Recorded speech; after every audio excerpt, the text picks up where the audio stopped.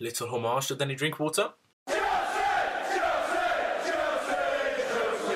Hello there guys and welcome back to 100% Chelsea for my review of the Chelsea vs Stoke City game. And today was a good day. We won 5-0. I mean, you can't really ask for much more than that. But getting straight into the review and starting off with our lineup, it was like I predicted a 3-4-3, but there were a few changes that I did not expect. It was Thibaut Courtois in goal, Cesar Azpilicueta, and again Gary Caelish, the central centre-back, with Antonio Rudiger as the left-sided centre-back, Marcos Alonso and Victor Moses, the two wing-backs, then N'Golo Kante, but next to him Danny Drinkwater in the centre of midfield, then Pedro on the left, Willian on the right wing, with Alvaro Morata starting up front. I assume Christensen wasn't fit enough to play the full game. After missing the last game with illness, you know, you take a little bit of time after you had like the flu to get back all of your energy. Drinkwater starting surprised me a little bit, to be honest, but I wasn't unhappy about it at all. Hazard was then obviously rested with the Arsenal game on Wednesday in mind. The media obviously made it sound like he was dropped because of the rumours about him turning down the contract extension, but that is simply utter horse crap. Don't worry about it. Hazard was just rested with the game in mind. He's been playing a lot of football. He's a player that needs his rest, that needs, you know, the sharpness, the energy of the first few, you know, steps. He needs that to perform to his absolute maximum. So a good rest, you know, does it well. And we won 5-0. So what's bad about resting him? Stoke actually rotated quite a bit as well. And not just at the back where they had a lot of injury troubles, but also Shaqiri, Choupo-Moting and Peter Crouch didn't start the game either. But now getting into the game, and just 3 minutes in, we made it 1-0 already through Antonio Rudiger. He's becoming quite, you know, goal-scoring prolific because he's not played that much, but he's already scored 3 goals. So considering he's a centre-back, fair play. Willian put in a great free kick from out wide, right by the byline after Moses was fouled out there. Great delivery by Willian. Not the greatest bit of defending, you'd have to say, to be honest. But Rudiger did very well to rise the highest and net in from inside the 6-yard box. The perfect start. And then in the 9th minute, an absolute screamer by Danny Drinkwater. An absolute screamer. We had a period of possession for a good straight 2 minutes without Stoke even touching the ball. Pedro played the ball to Drinkwater, who was stood a few yards outside the box, controlled the ball with his thigh, and then hit it on the half volley with his second touch right into the top right corner. We have someone that does and can shoot. Would you bloody believe it? What a revelation. He should start more. No, I'm kidding. I mean, actually, I would actually start him more when we play 3-5-2, but you know.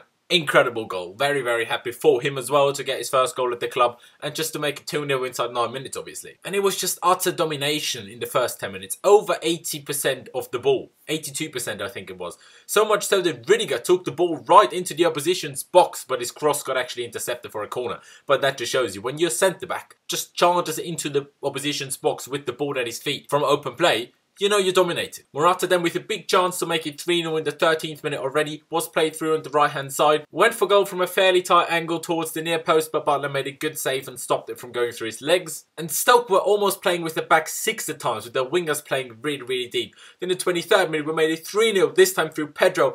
Another quality goal. Great play by Willian on the ball, squared it to Pedro inside the D of the box. Unbelievable first touch. Like that touch to like take around the defender was pure silk. Pure silk. Finished it with his next touch as well into the bottom far corner from still outside the box or just inside the box, I'm not sure. Fair to say, I've enjoyed this game in the first 25 minutes. Outstanding goal. And then we took our foot off the gas a little bit. While still playing well and creating a few half chances, but not pushing that much anymore. Just conserving a little bit of energy. Because when you're 3-0 up within 23 minutes, you can do that. The Morata was through on goal on his own in the 34th minute after he was basically given the ball by a Stoke defender, but took too long to finish, tried to cut in on his left, but lost the ball sadly. Should have been offside in my opinion actually. It was a ball by Willian. Morata well offside when Willian played that. Stoke defender Wimmer, the Austrian actually, got a touch to it with his head.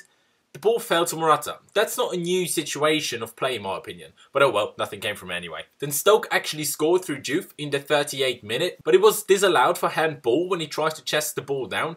Maybe he got a slight touch to his upper arm. But if that was us, I'd be well annoyed. Probably by the law the correct decision, but a bit harsh for me. Got a bit lucky there in my opinion. It was a bit of a more even game in the last 10 minutes of the first half. Stoke still with a lot of mistakes, but enjoying a little bit more of the ball while we were still playing well, they have to say. But except the disallowed goal, it was still comfortable for our defenders, to be honest. There was then half-time at 3-0. Great half of football, an early goal especially too. Always help and should secure for an easy afternoon, and at half-time it sure looked like that. Obviously turned out to be like that as well. 2 great goals by Drinkwater and Pedro. Morata could have, maybe should have had 1 or 2 by half-time as well. We did play very well, but also Stoke were awful. But obviously supported through the early goals when you got 2-0 down within 10 minutes. your confidence is going to drop when you've already conceded 41 goals like they have done even before the game started to 46 goals now. So, you know, kind of understandable. The first chance of the second half then actually fell to Stoke. Berahino was through on goal after he was too fast for Cahill to keep up with. 1-on-1 with Courtois, but Thibaut made an outstanding save to his left. Not the perfect finish, but it wasn't awful either. A very important save in that moment. We were still dominating in the second half, creating a few almost moments like when Drinkwater played an over-the-top ball to Morata. Made a good run in behind, but messed up his first touch. Not easy to control though, but we didn't manage to create any major chances in the first, say, 15 minutes of the second half. Then Zappacosta came on for Moses in the 57th minute, probably to give Moses a little less game time ahead of the Arsenal game. Then around the 60-minute mark, Morata again, 1-on-1 with Jack Butland. Took too long with the finish, and then it was a poor finish as well. Saved by Jack Butland. His finishing with his feet just isn't very good. Like, I think we just have to accept that at the moment.